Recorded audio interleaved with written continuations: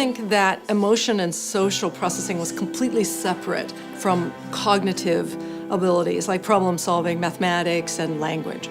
So we would tend to think of these, oh, these must be in two separate parts of the brain, they must not be related to one another. The new work that we're doing in brain science and behavioral science is to show how deeply linked these two are. 1, 2, 3, 4. The social context in which learning occurs, it's as though the social brain turns on other capacities or turns them off, depending upon the social context. So an example is we exposed monolingual American English learning babies to brand new languages. In one set of experiments, we exposed them to Mandarin Chinese, and in another one to Spanish.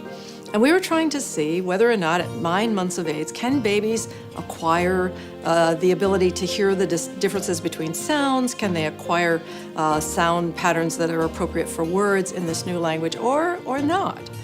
And what we discovered is that in a warm, regular social context, when the foreign language speakers who were graduate students in my laboratory, when they were on the floor playing with the kids for 12 sessions, each lasting 25 minutes, the children learned so much from 9 months to 10 months.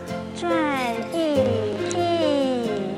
They learned so much about the sounds of Mandarin or Spanish that they were equal in their abilities to the children from the foreign countries who had been listening to that language for 10 months.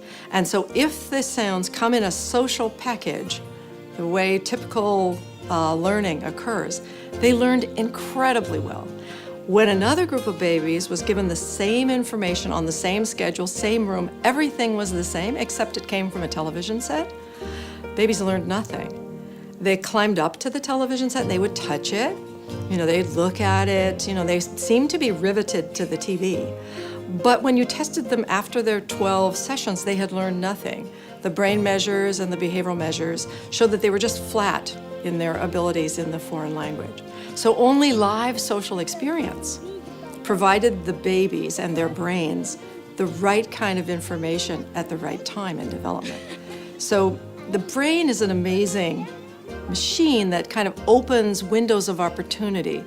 And at that time, if the environment supplies the right information, if we talk to the babies, their brains automatically map that information and they learn incredibly well.